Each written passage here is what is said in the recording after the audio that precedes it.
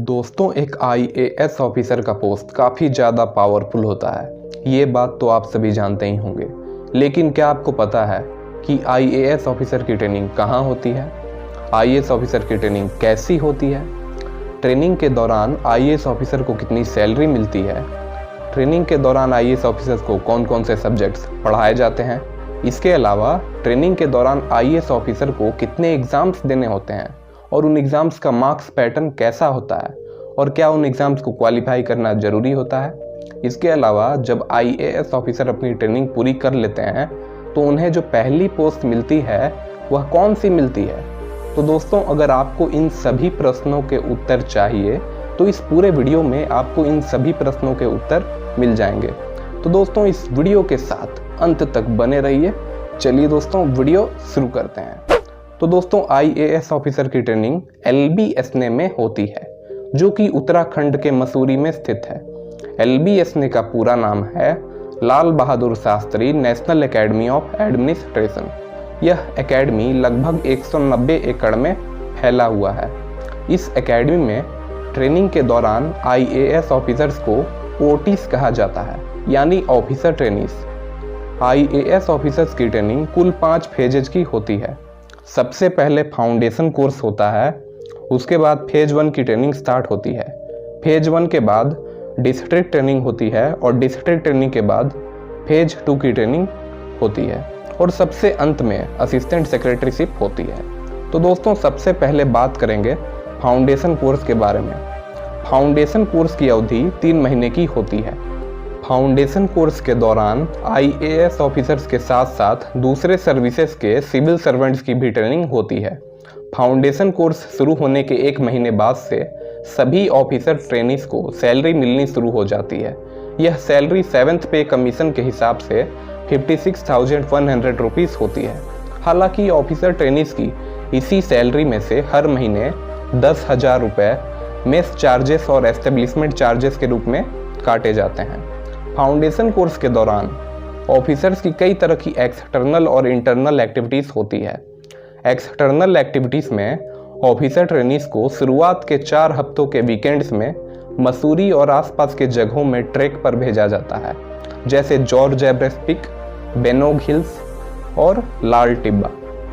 इसके अलावा weekend tracks खत्म होने के बाद एकेडमी द्वारा 100 किलोमीटर का हिमालयन ट्रैक भी आयोजित होता है। इस ट्रैक में ऑफिसर ट्रेनीज को पार्टिसिपेट करना कंपलसरी होता है।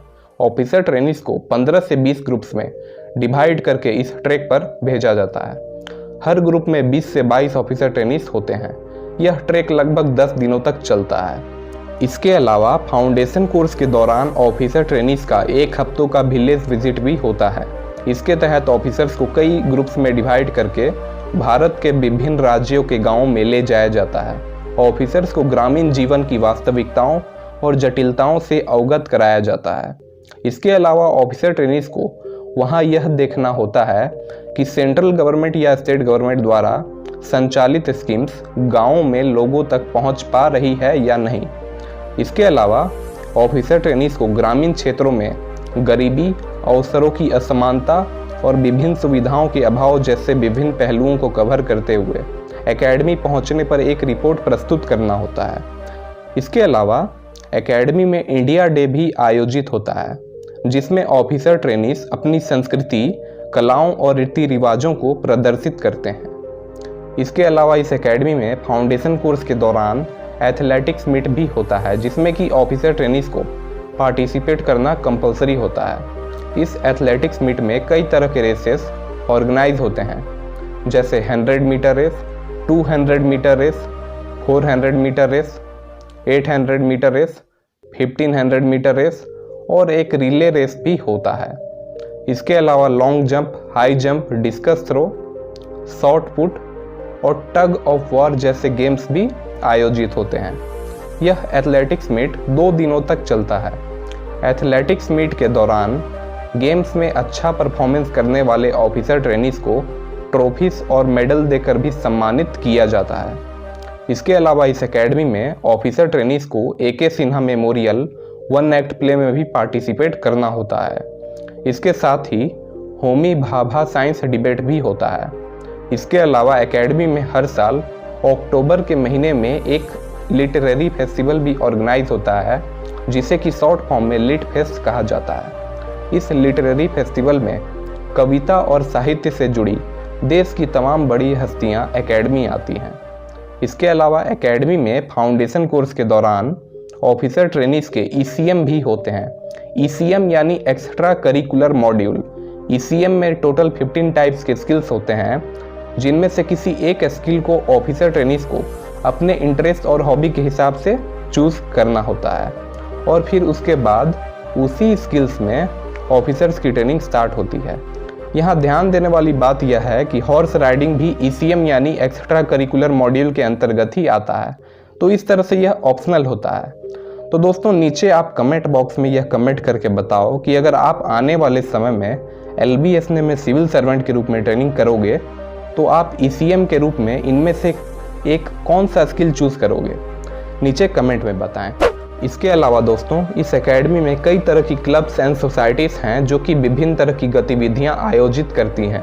इस एकेडमी में टोटल 14 टाइप्स के क्लब्स एंड सोसाइटीज़ हैं, जिनके नाम हैं adventure sports club, alumni association, computer society, film society, fine arts association, hobbies club, house journal society, management circle, nature lovers club, officers club, officers mess, rifle and archery club, society for contemporary affairs और society for social service.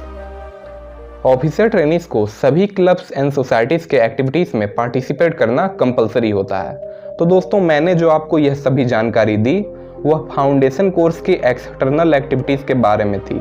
तो अब जो जानकारी दूंगा वह foundation course के internal activities के बारे में होगी। इंटरनल एक्टिविटीज़ में ऑफिसर ट्रेनीज के क्लासेस होते हैं जो कि LBSN की इसी ज्ञानशिला बिल्डिंग में होती है। क्लासेस के दौरान ऑफिसर्स को कई तरह के सब्जेक्ट्स पढ़ाए जाते हैं, जिनमें कि public administration, law, economics, management and behavioural science, political concepts and constitution of India और इंडियन हिस्ट्री एंड कल्चर जैसे सब्जेक्ट्स होते हैं। इसके अलावा ICT की भी क्लास होती है। ICT यानी इंफॉर्मेशन एंड कम्युनिकेशन टेक्नोलॉजी। इसमें OTs को कंप्यूटर की बेसिक नॉलेज दी जाती है। इसके अलावा एक लैंग्वेज पेपर की भी क्लास होती है। इसके अलावा एकेडमी में ऑफिसर ट्रेनीज के इन सब्जेक्ट के एग्ज़ाम्स भी होते हैं। सबसे पहले मिड टर्म टेस्ट होता है जो कि अक्टूबर एंड में होता है। यह mid term test subjective type होता है। इस एग्ज़ाम को क्वालिफाई करने के बाद ऑफिसर ट्रेनीज फाउंडेशन कोर्स के फाइनल एग्ज़ाम के लिए एलिजिबल होते हैं। फाइनल एग्ज़ाम दिसंबर के शुरुआत में होता है। फाउंडेशन कोर्स के फाइनल एग्ज़ाम का मार्क्स पैटर्न कुछ इस तरह का है। पब्लिक एडमिनिस्ट्रेशन जो कि 90 मार्क्स का होता है। इसके अलावा लॉ 90 मार्क्स, इकोनॉमिक्स भी 90 marks, management and behavioural science 60 marks, political concepts and constitution of India 60 marks और इंडियन हिस्ट्री एंड कल्चर का पेपर भी 60 मार्क्स का होता है। इसके अलावा लैंग्वेज पेपर जो कि 50 मार्क्स का होता है और ICT यानी इंफॉर्मेशन एंड कम्युनिकेशन टेक्नोलॉजी का पेपर भी 50 मार्क्स का होता है। हालांकि ये दोनों सब्जेक्ट्स क्वालिफाइंग होते हैं। इन दोनों सब्जेक्ट्स के मार्क्स एकेडमी के एग्ज़ाम में ऐड नहीं होते हैं। इसके अलावा डायरेक्टर्स असेसमेंट भी होता है जो कि 150 मार्क्स का होता है। ऑफिसर्स को ऐसे और बुक रिव्यू भी सबमिट करना होता है, जिसके मार्क्स इसी डायरेक्टर्स असेसमेंट में ऐड होते हैं। इसके अलावा फाउंडेशन कोर्स के दौरान जितनी भी एक्सटर्नल एक्टिविटीज़ हुई होती है उसका भी मार्क्स ऐड होता है, जो कि 300 मार्क्स होता है। तो दोस्तों इस तरह से अगर फाउंडेशन कोर्स के टोटल मार्क्स की बात की जाए तो टोटल 900 मार्क्स होते हैं। ऑफिसर ट्रेनीज को नेक्स्ट स्टेज में एलिजिबल होने के लिए फाउंडेशन कोर्स का एग्ज़ाम क्वालिफाई करना जरूरी होता है। फाउंडेशन कोर्स का एग्ज़ाम पास करने के बाद ऑफिसर ट्रेनीज को स्टेट कैडर्स अलॉट कर दिया जाता है। फाउंडेशन कोर्स के बाद सभी सर्विसेज के सिविल सर्वेंट्स अपनी अपनी एकेडमी चले जाते हैं, सिर्फ IAS ऑफिसर ट्रेनीज को छोड़कर। एक बात और दोस्तों, अगर आप इस चैनल पर नए हैं तो चैनल को सब्सक्राइब करके बेल आइकन को प्रेस कर लें ऐसी ही नॉलेजेबल वीडियो सबसे पहले देखने के लिए। तो दोस्तों फाउंडेशन कोर्स खत्म होने के बाद IAS ऑफिसर ट्रेनीज की फेज 1 की ट्रेनिंग स्टार्ट होती है। फेज 1 की ट्रेनिंग की शुरुआत भारत दर्शन से होती है। भारत दर्शन को विंटर स्टडी टूर भी कहा जाता है। यह लगभग 40 से 45 दिनों का स्टडी टूर होता है। ऑफिसर ट्रेनीज को कई ग्रुप्स में डिवाइड करके भारत के अलग अलग जगहों पर भेजा जाता है।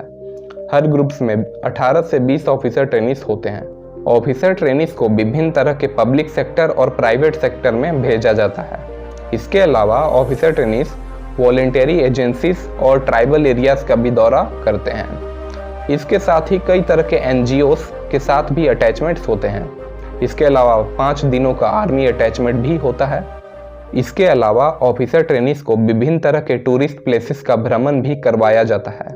भारत दर्शन का अहम मकसद यह होता है कि ऑफिसर ट्रेनीज देश की विविधता को अच्छी तरह से अनुभव कर सकें और कई तरह के संगठनों के कामकाज को करीब से देखकर उनके सिस्टम को समझ सकें। भारत दर्शन यानी विंटर स्टडी टूर कंप्लीट होने के बाद ऑफिसर ट्रेनीज वापस LBS मसूरी लौट जाते हैं।